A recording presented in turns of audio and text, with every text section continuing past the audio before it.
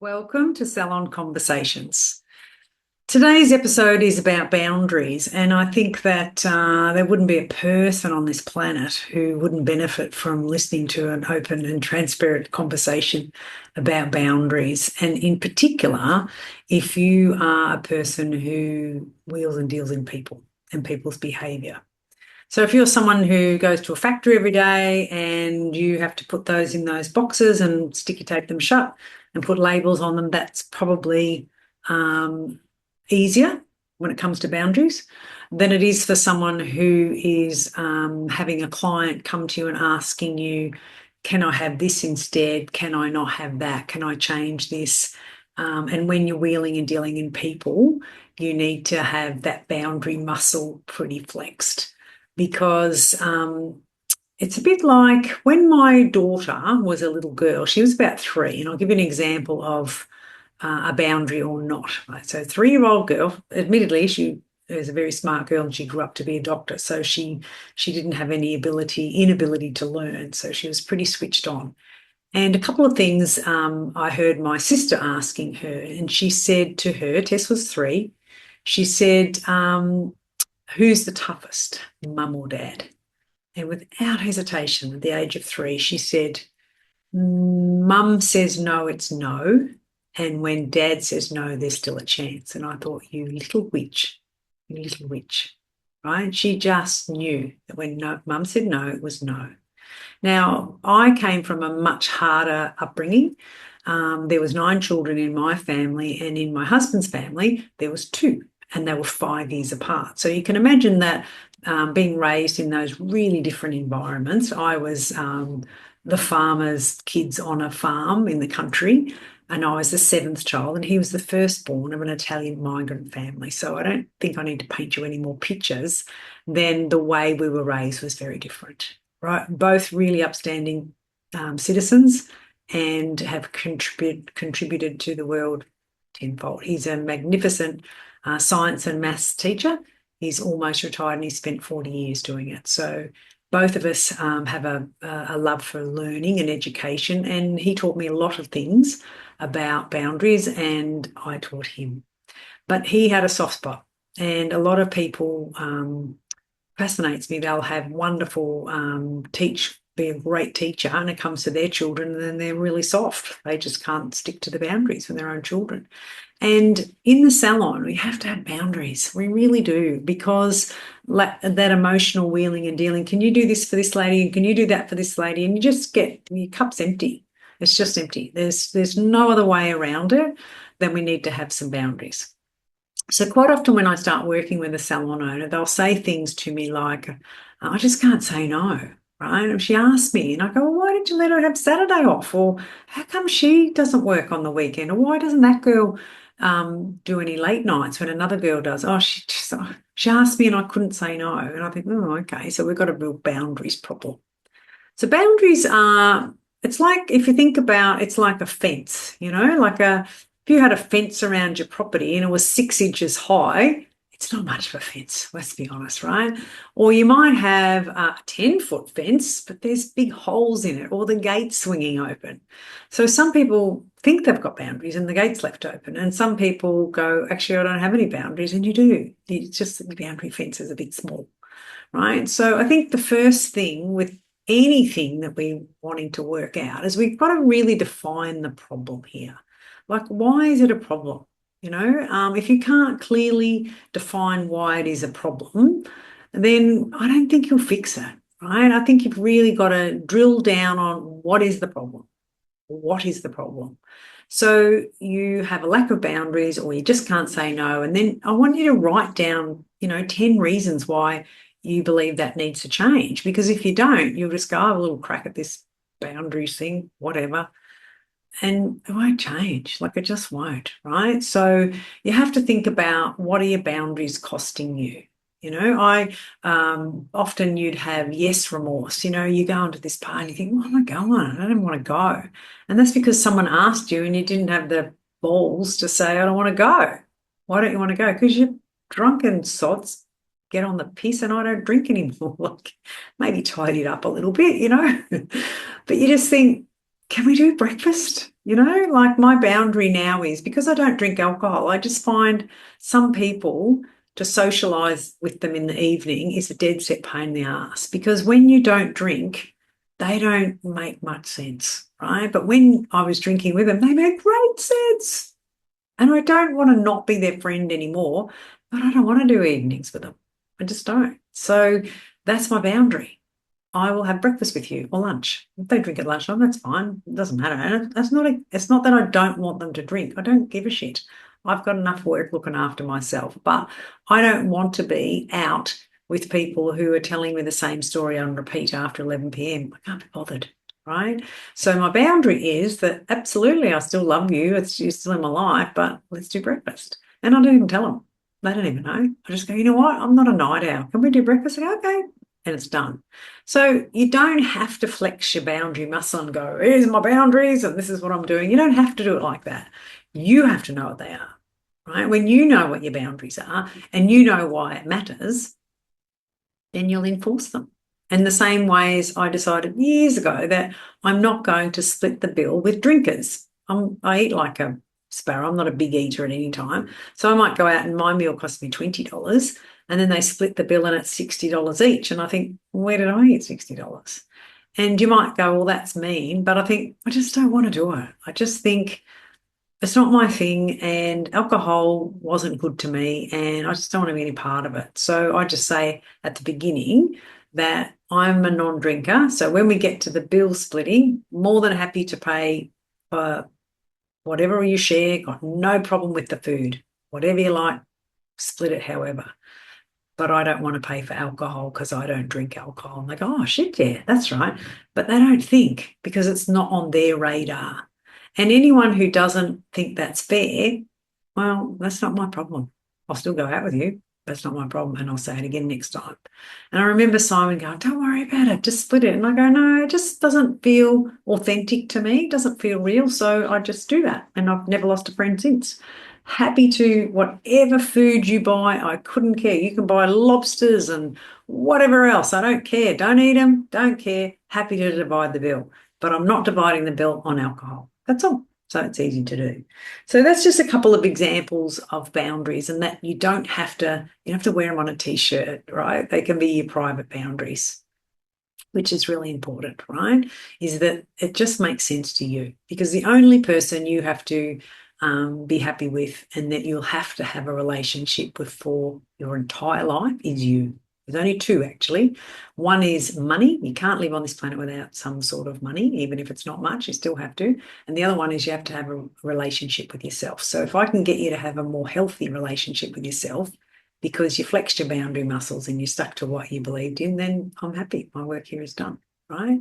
So that's the first thing. The boundaries don't have to be public, right?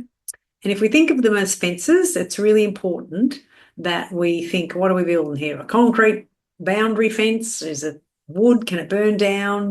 What are the parameters here?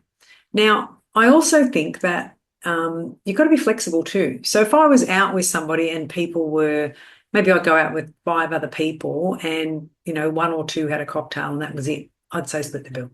Couldn't care less. So I'm flexible to come back on that boundary of mine. I go, yeah, don't worry about it. Like I had a mocktail and you had a real cocktail. Who gives a shit? Doesn't matter, right? I'm not that tight on it. But if you go out with the heavy drinkers who are happy to pop $200, $400 on a bottle of wine, which I think's ludicrous. I couldn't do that even if I drank wine. I think, really, it's just a fancy label, love. But that's because I'm not a wine connoisseur, so I don't understand. I've got a dear girlfriend who thinks, oh, it really matters, Lisa. It's a lot. And I think, good, but I'm not splitting the bill, right? Whereas if they've all had 1 glass of wine or whatever, I don't care. Couldn't care less. So that's a really good example on flexibility on your boundaries, right? You don't want to be, no, I'm not flexible. No. You want to be curious in life and you want to be flexible. And so I think we need to be really clear, right, about what a boundary is, whether you can be flexible or not, because I think that's important. But I think you've got to say, what is it costing you? What are not having the boundaries costing you? And I want you to, maybe you want to stop the recording now and just spend 5 minutes and thinking about what the boundaries are costing you. It might be that every year you spend Christmas with people you can't stand because you have no boundary. right?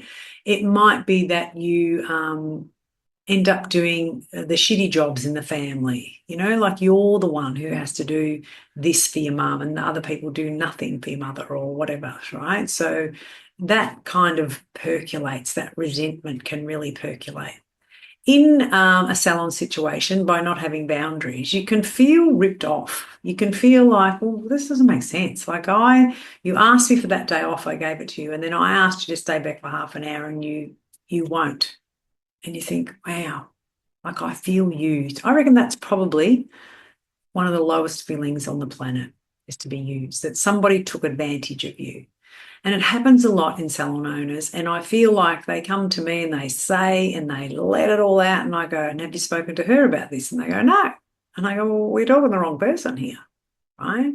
So from my understanding, when you have a boundary, it's really clear and people know what it is and you enforce it, you get a different audience. You really get the respect of the people that you work with. The trouble is most of you are too frightened to speak up and have your boundaries. And why? Everybody's different. Like, if you don't like my, I'm not going out with a bunch of drunks and paying for your booze boundary, then fuck off. I just think you just have no empathy for my position and like it just doesn't work for me. And you might go, but you've been my friend for 16 years. And I go, yeah, maybe it's 15 and a half too long. I don't know. But you have to think about, what is it costing you? How do you feel when somebody mucks up your boundaries? Like, for example, you might say, well, if I pay for your training, then I want you to come back and teach it to everyone else in the salon. And they go, yeah. And then they go and do the training. It costs you a couple of $1,000 and they come back and they don't teach it to anyone. And then you ask them again, and can you do it this Friday? Oh, can't this? And they don't teach it to anyone. And I think that's a really common lack of boundary, right? So you go, well, I can't make her. I can't. I go, no one's making anyone do anything. But a boundary is that you agree, and I would put it in writing to say, I'm happy to pay for you to do this course. But in return, what I'd like you to do is on this date that you will take those 3 hours and we'll have a meeting and you'll educate the people. Like, it's not real till it's written. And I say that all the time. It's not real until it's written. So your boundary is that you are happy to pay for this person's education, but what you would like them to do is educate the team. Otherwise, you're just giving all of that education to one person. And the other option is you can send all three. So instead of paying $2,000, now you're paying $6,000. So you can spend the $2,000, but that person has to come back and deliver it to the team. Right? Now, if you do not explain that well enough and you say, yeah, you can do it, right? No worries, everyone. And yeah, and sometime I'll get you to teach the others. Yeah. Well, that sounds a bit loose. Like, that wouldn't work. I couldn't see how that would work, but I could be wrong. So I would sit down with the person and you would say, this is what I'm thinking about the training. I wanted to know what your thoughts are. And you have to kind of get into the middle of the situation, like really get into the middle and sit with it and go, so if I was to get you to do this training and you, instead of this girl, then I'm thinking, okay, so my problem is that I need everybody to be up to speed with this. So do you have any suggestions? And but just shut up for a minute. What do you think? How do you think we could get, rather than me pay everyone to go, what do you think we might do? How do you think we might solve that? And they'll go, well, I could show them. I go, yeah, that's what we want. But what you've done is you led the person to taking ownership of them instead of saying, I'll do this, but you must do this, and you have to do this, and if you don't do this, and I think, oh, really? I wouldn't like to work for someone like that. But you do that out of desperation because other people have let you down quite often. And then you think, I'm not getting caught again. And I think, well, don't be savage. Just because you didn't have any boundaries or you weren't clear of them or you didn't enforce them, don't be savage about it. Own it. You're the problem here. That's not the team member. Why are you being savage to her? Like, when you let somebody get away with something, you're actually letting them down, right? You're letting yourself down as well. But I just think that sloppy standard really isn't a great place to work. And so people just think, oh, yeah, whatever, she's loose, don't matter. Whereas when they feel like it's a privilege to work here, this is a really well-organised business. this woman knows what she's doing. She's really keen and she knows what she wants. Then they've got to sort of stand up a bit taller. And that's how you get things done, right? When you have no boundaries, they just come in and, they just muck along with the rest. It's like ducks in a duck pond flapping around. And I think, no, line your ducks up, people, right? So the hardest thing for most people to admit is that their part in it has been the front door or the first steps of things falling over. And once you get to that stage, which is, some people get there really quickly and some people don't. You can drag them over the finish line from my experience. But once you get there, you just think, oh, this is really cool because now you've worked out that you're actually the problem. And when you're the problem, it's really easy to fix the problem if it's you, right? It's very difficult to fix the problem if it's everyone else in the world. But when it's you think, mate, I'm the one who got to change here. Yeah. And you don't have to, you get to. And that's a really different shift as well. So when you think about that, you think, yeah, I can see now. I can see how this has been costing me and the stress it's caused me and how I've trained this one and she left and I trained this one and she left. And I always say to everyone, well, the only opposite to that is don't train them and they stay. Now you've got a heap of people working for you not trained in nothing. That's not good, right? So this negative spin on the world and I can't find staff, and I just think anyone who says to me I can't find staff, I just have to go like this, just bite my tongue because I feel like saying, yeah, and there's a damn good reason for that. You've got no boundaries.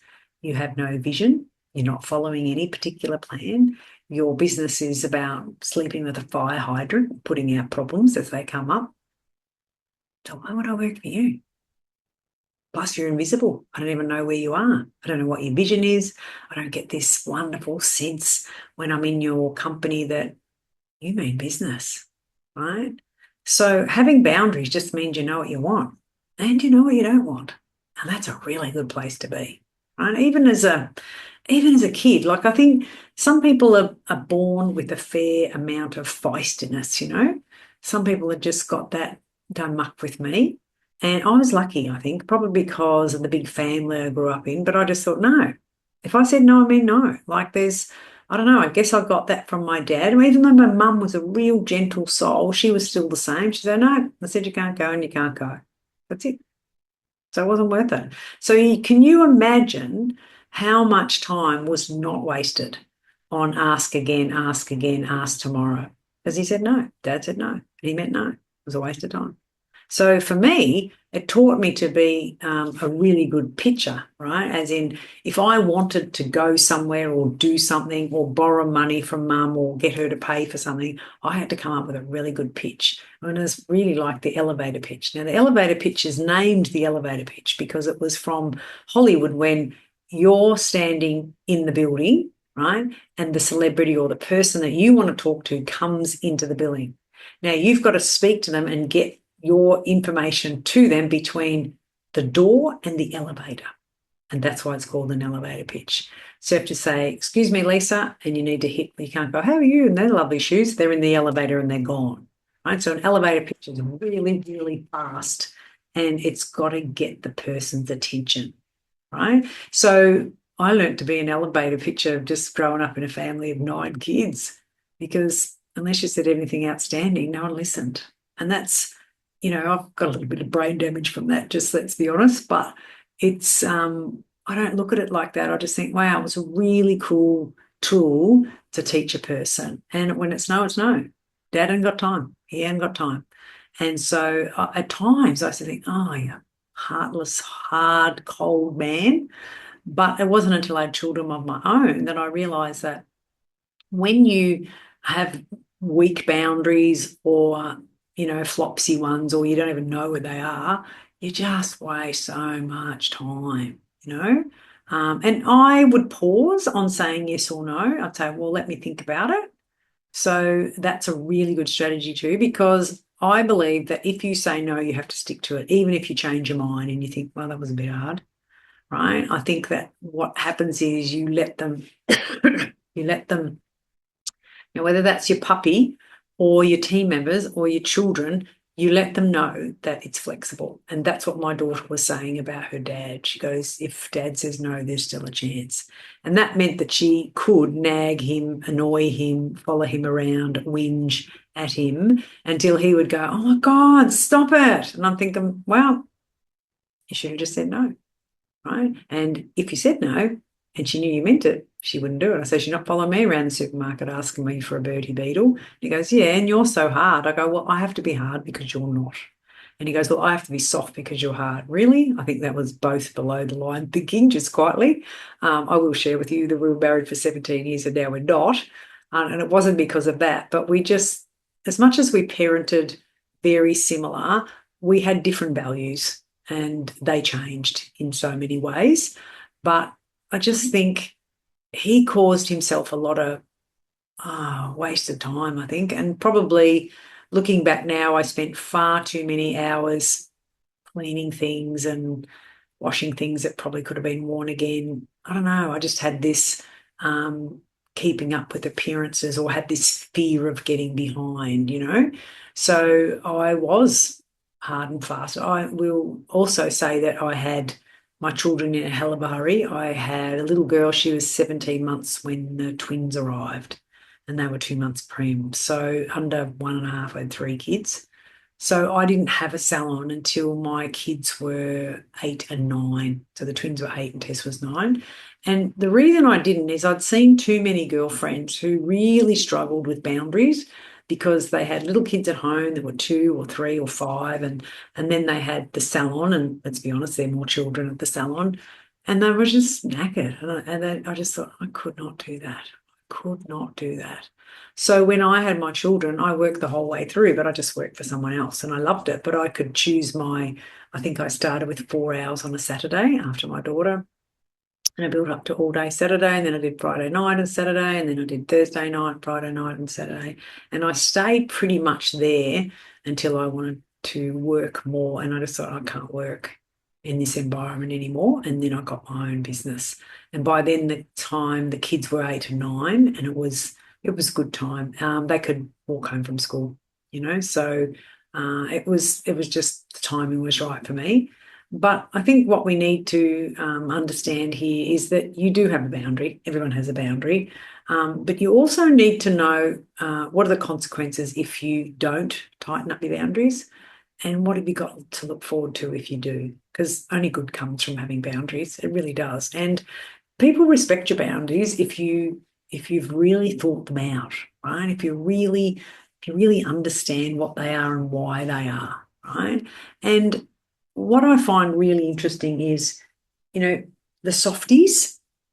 It doesn't mean that they don't have boundaries and the hard, more vocal people have boundaries. It doesn't work like that at all. I've got some of my clients are loose as fuck and they are loud and busy, and they'll say no one day and yes the next, because they're just, I don't know, ADHD. They're in a good mood, they'll say yes. In a bad mood, they'll say no, right? And whereas I've got some really gentle, quiet people that I'm mentoring, and they've got their boundaries and they're really clear, and they just say no in a gentle, quiet voice. You don't have to be hard and fast and bossy. You really don't. And I call them golden retrievers, that gentle, kindly type personality, they can have boundaries that are really good, like super impressive. So it's really not about being bossy. It's not one bit about being bossy. In fact, I hate the word boss. People go, you got to be a boss. And I think, oh, God, I wouldn't want to work for a boss. It just sounds like you're going to get pushed around. It's like another word I hate is, and I'm really strong on words. Words is my love language. I pushed, like, I got her to take it home, or I pushed a product on her, or like I just said, no, you just recommend products. Like, it's not none of your business if the lady takes it home or not. But pushing products down her throat. Really? No one's ever pushed products down anyone's throat, not physically. They might metaphorically say that. But I just think, my boundary when it comes to recommending retail or recommending if someone works with me is I just don't want to work with anyone. I just don't feel it. right? And that's just my boundary. It wouldn't matter.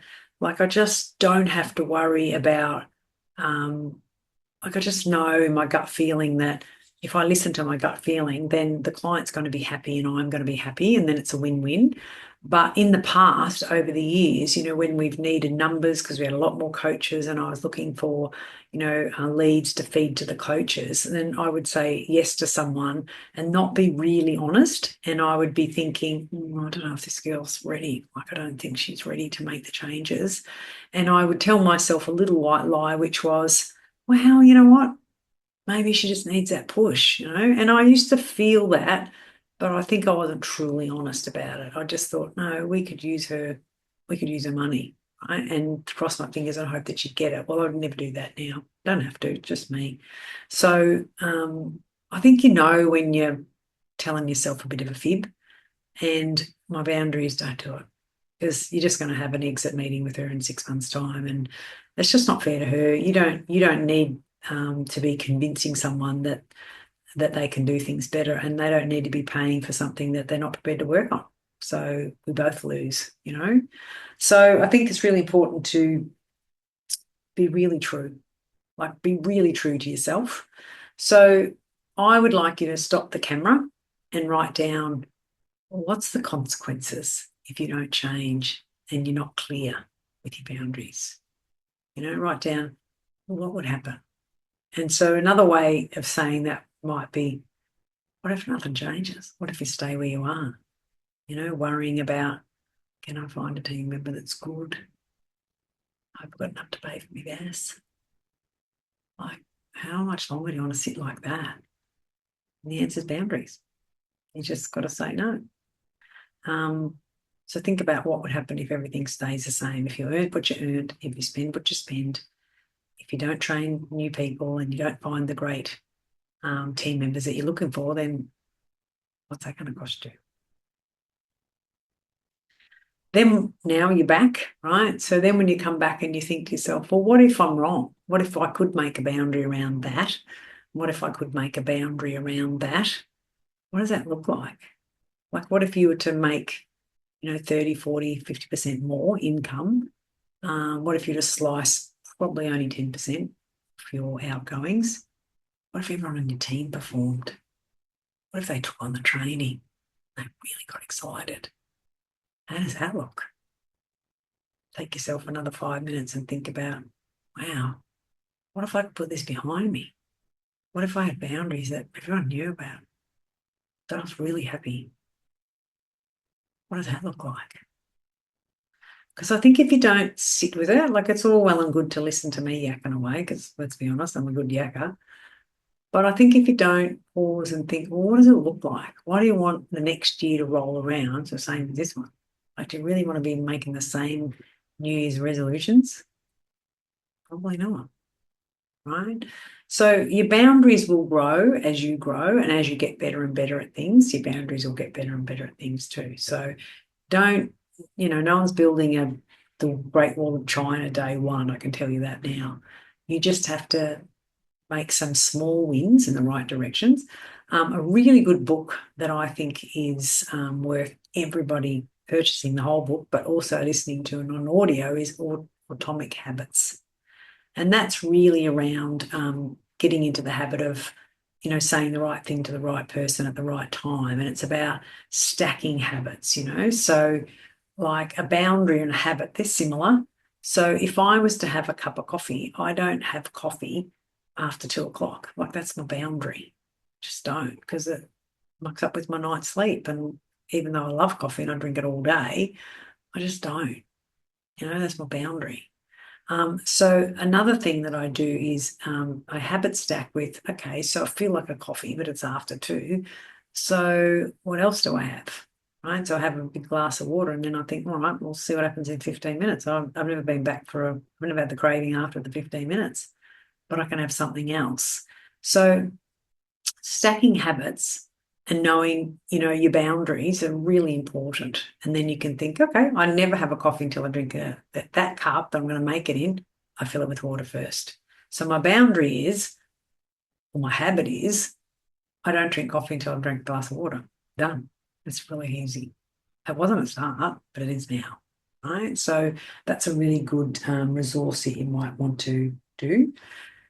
The other thing is you've got to come back to the people pleaser in you. And I think it's fair to say that every person who owns a salon has a large dose of people pleaser. You have to. Otherwise, why would you work with people? Like, why would you pour your heart and soul into someone for a couple of $100? Only it's a risk. You could be colouring their hair or changing their eyebrows or skin or something, and it's a risk. But when you love it, then you don't mind the risk and you're educated, so you take the risk. But it's still a risk, right? So if you don't have a large dose of people pleaser in you, then you're not going to care about the outcome. And that's pretty damn important in our industry. Yeah. You have to really be invested in the client leaving happy. Because if you go, well, whatever, I did it. I did what she asked. If she's happy, she's happy. She's not, she's not. Like I've said, no one ever. We can look after 15 clients and one goes home. Not really sure. You can't sleep, can you? What about the 14 that said, oh, thank you, I'm so happy, love you? Oh, no, no, no, no. We got to drill down on the one that wasn't. Should have done it darker. Damn. Ah, I knew that was going to be too short. We beat ourselves up. What's that about? Why do we think that we're going to get it right all the time? Right? So the people pleaser in you is a beast, I can tell you. And I'm not asking to not be a people pleaser. What I am asking you to do is put some boundaries in around that, because the people pleaser will just punch through that wall and please a person. I see it all the time. They have boundaries. I ask them how many hours they work, and I think, oh Lord, it's like someone who says, how old are your children? They go, well, I've got one's 6 going on 7, one's 11 going on 12, and one's 14 going on 15. I think, has anyone ever gone from 14 to 16 or from 9 to 13? No. I've got 1, 5, 1, 7, 1, 9. That's enough, right? But I don't say it because it makes me a grumpy old person. But I think, oh, seriously, people, seriously. So they have a band. When you ask them, how many hours do you work? And it's the same as the child, how old are your children's question? You think, just give me the numbers. And they'll go, oh, well, I start on 10 on Thursdays, but then sometimes I don't because like I have to pick up my kid from here and then I start at 9 because I want to leave early. I think, oh my God, this is the really big question. Like I'm almost this age and she's going to be that age. And I think, oh, please, please. They don't even know. They don't even know because their boundaries are so loose that if someone says, I can't come Thursday night, can you look after me Wednesday because I've got something, a date? Yes. Boundary fence blown up. Can you do the yes? We do a cut and a blow wave, and we don't just do a cut without a blow wave. It's the same price. If you don't have the blow wave, I don't need the blow wave. Do I really have to pay $89? Can't I pay 60? Okay. Boom, another boundary blown up. Like seriously. You might be laughing or you might be going, oh, I'd never do that. I'm perfect with my boundaries. Or why are you listening? It's at home. I don't know. But you got to laugh. The people pleaser in us, it just pokes its head up like a meerkat all the time. And I just think if you say, no, I can't. Like if you had a tonsillitis appointment for your child at the doctor that you waited for 6 months for the Wednesday night that she asked you, could you come in? You'd say no. But I don't need to hear about the tonsil appointment. Just say, can I come in Thursday, Lisa? Can I come in Wednesday? And I say, no, I can't look after you then. And just shut up. Like they don't go, why? They go, okay, what else have you got? I mean, you just put them in. If they have to wait a week, they have to wait a week. You didn't change the appointment. And that's what sticking to your boundaries are. And then you can look at your hours and you go, you know what? I work 25 hours. Not, I don't know. I have to count. I had a lady today and I said, can you please go back to your appointment book? And in the last 6 weeks, tell me exactly the hours you did, right? Divide it by 6 and send me a message. Because I just thought I can't wait any longer for this long-winded answer. You don't know because of your boundaries or your lack of boundaries, because you keep pleasing this one and pleasing that one. She said, oh, because sometimes my husband sort of work, and I thought, yeah, and what are you doing? We all work. A ham sandwich? You work too. So I don't understand. Like if you've got appointments in, when your husband asks you, can you mind the little one because I'm at work, the answer is no. He could sort it out. It's the old classic example. In the salon, we used to get this all the time. I don't know why. I think it's because we lived near the airport. But people say, I'm running my such and such to the airport. I'll have to change my appointment. So can I come the next day? And I say, okay, I'm really sorry, but if you can change your appointment, of course, but we won't be able to get you in for 2 weeks. And they go, really? And I go, yeah, I'm sorry. That's the only place we have. And they go, oh, hang on. And they'll ring you back. They go, no, I've got my mum to pick her up. I think, good. It's not my problem. You're not swapping and changing just because you got to go to the airport. Like, she could have told you another story, but she didn't. And I think, well, why is that my problem? That's fine. You can, and you can't do that unless you've got a full book. But my boundary was, we're not changing your appointment because you've got a hangover or you're going to the airport. We're changing your appointment because you have to change it, and it can't be not changed.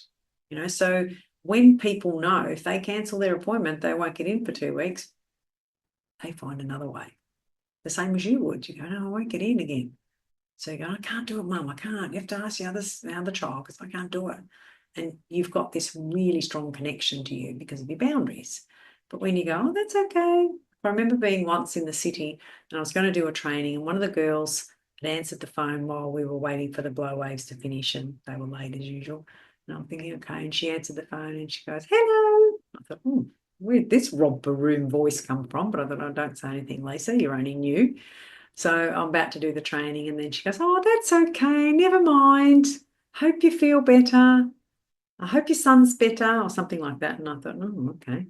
And I said to her, I didn't say about the romper room, but I said to her, and she got off the phone. She goes, oh, that's shit. That's a 3-hour appointment in the morning that now I've got to go.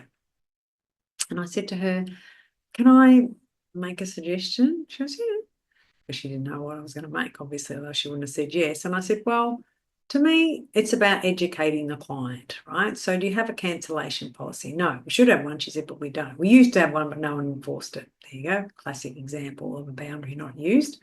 And I said to her, but when you are so high-pitched and bouncy in your voice, she has no idea of the inconvenience she's caused you. None.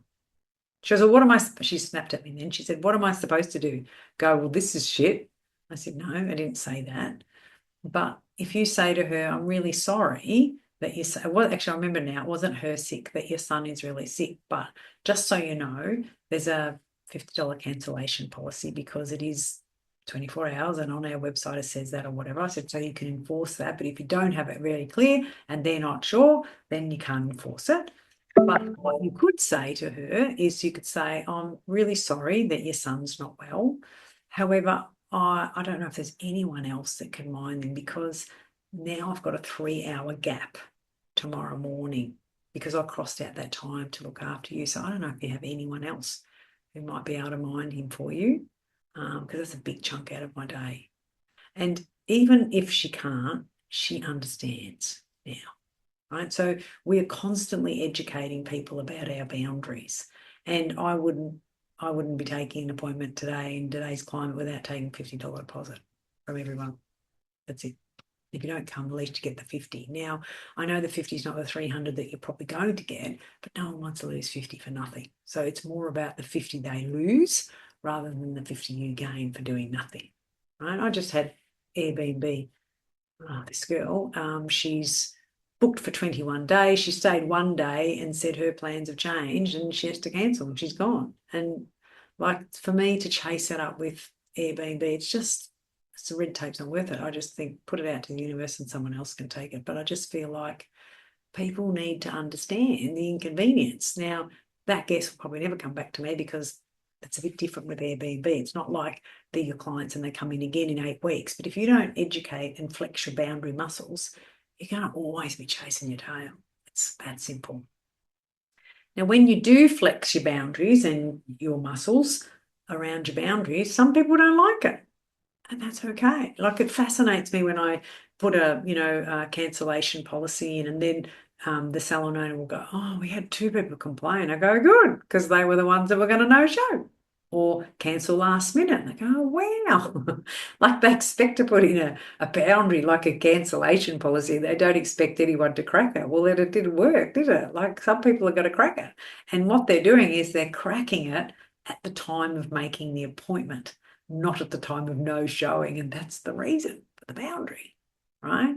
And so it takes a bit of explaining to some people. They go, oh, she wasn't happy.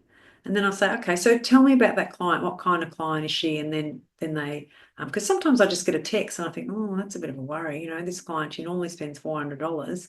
And she said, well, she's not happy with the $50 price increase or something. And I said, okay, so talk to me about that client. Like, you know, and it's always, every single time they go, I hate doing it. She's late. You know, she changed her appointment 3 or 4 times. She never knows what she wants and blah, blah, blah. And I go, well, why are you telling me? I did you a favor. Get rid of her. Like I tell everybody, this hour that I'm spending here with you is an hour I'm not doing something else with. And in an hour's time, this hour's gone. No one else is getting this hour. I will never get this hour back again. So what you've got to do is think about your appointment book as it's a boundary around that hour. What can you do in that hour that you love, that makes you money, that brings you joy, that fills your soul, that gives you a reputation? Because that hour's gone. Once that hour's gone, you don't get that hour again. You get another hour, but you don't get that one. So when you're really loosey juicy with your boundaries, you just think, oh, and you end the day going, I got nothing done today. Nothing done. Well, if you get nothing done, nothing. Love that word. If you don't get anything done, it would be a boundary issue. I'm certain of it. Right? One of the questions that I ask people when they come and want me to help them in their salons, I ask them these questions. And one of them is, how often does someone hijack your day? And everyone's a red. No one goes, oh, never. No one ever hijacks my day. And I just grin and I go, right, there's a few other questions we call the traffic light quiz. So you've got to say if it's green, red, or orange. So they might say orange or red, but no one says green. They go, no, no one ever interferes and hijacks my day. Really? Good. Then come and teach me. People don't hijack my day. They used to, but they don't anymore. I just think, no, I can't do that. And I just down tools and go to yoga. I don't stop doing what I'm doing. It might be shit hits the fan. Simon comes home and thinks, what happened here? I go, well, I got halfway through something and had to go to yoga. I just stick to my boundaries. And I know when I stick to my boundaries, everything else, you come home, the dishes are still here. If you're lucky, he's cleaned them up. But if he hasn't, they're still here. Well, your shit jobs are still waiting for you, let's be honest. So my boundary is that I look after myself and I exercise way more than 3 times a week. But I believe the minimum is 3 times a week. You need to switch your phone off for an hour and move your body. Don't look at your phone 3 times a week. If you to do that and you work for 25 hours on the floor and no more, you've got room to expand when things go wrong, right? But if your boundaries, I don't know what hours I work, I don't even know who's coming and going, and you don't exercise because the minute something goes wrong, you scrap you. That's the problem with no boundaries. And then guess what? You get lazy, your mental health declines, you look in the mirror and you think, oh my God, how did I get back here again? No boundaries. Pretty simple, really. So in order to set up your boundaries, just so we can wind it up, in order to set up your boundaries, you need to tell people, right? You need to talk to your partner and the people you work with, and you need to have this conversation, right? Maybe you get them to listen to this first, because you can't go in the next day and go, that's it, these are my boundaries. Like, it's just not fair, and it's not going to work, right? You need to get buy-in. You need to paint the brightness of the future. So if we had some guidelines and some boundaries around when people took their annual leave, that they had to fill in a form, that they can't just cross themselves out of the appointment book, but they need to fill in a form and it'll be approved. Like, that's fair. And when everyone applies that way, that's a boundary and it's fair. And so as you put in these structures or procedures or systems, they're just boundaries, right? And, they can be flexible too. So if somebody is put in for their holidays and whatever, but then something happened and, somebody passed away overseas and they just want to fly over there straight away, well, of course we're going to revisit it. So it's not ironclad, right? But boundaries, structure builds trust, right? And boundaries are just a part of structure. So that really works. You've got to connect with your people that you work with, whether it's Everybody, the bookkeeper. You don't just go, oh, why is she sending me that? That drives me mad. Why is she doing that? Talk to her and tell her that what she's asking you to do, you don't want to do. Is there any way she could do it? Like, talk, find out. Because I really think we're good at some things and we're not at others. And I want you to double down on the stuff that you're good at. And often people go, I don't want to train people. I think, well, how did you learn it? Just get over yourself, right? Change your dialogue around that, because you do know how to train people. And I think that it's the greatest thing that you can do is find someone who wants to be like you and have you skill and train them. Like, just do it. Get over yourself. One of the things that you'll learn when you train people is it really reinforces in you what you know and what you're good at. It's really good for your soul. So I don't like to work with people who don't want to train. I just don't. Right? I just think it's about giving back. It's about being a better version of you. And part of that is having boundaries, right? So let's say we're going to train someone to do a blow wave and they've got to bring a model, and guess what? No model. Bom, bom. Strike one. Do that again. Strike two. You need to explain to them why they need to bring a model. It's not your job. And so I'd say to her, okay, well, that model fell through last minute and they can have it. Have two on standby, love. Everything can be solved, right? But when you run in and go, oh, well, never mind, well, perhaps blow wave mine, that's not training. Like you just got to stop fixing things for people and let people solve their own problems. And that's your boundary. It's like there's ships coming at you and you've got to turn that ship around and go, what do you think you can do? Right? But when they're coming at you, you've got no boundaries, guess what? It's your problem now. You're the one who has to do it. But I guess, no, it's just sailing at me. And I go, and what do you think you should do about that, love? And just send it back. And you watch them, they just get taller and taller. It's really cool. But you got to be really clear. So think about what would happen if you don't change? And then get excited about what would happen if you did. You can do it. If you think you can, you can. It's pretty simple, really. So thanks for listening. Hopefully I've shed some light on who the real problem is here. In my business, it's me. And in your business, it's you. 100%.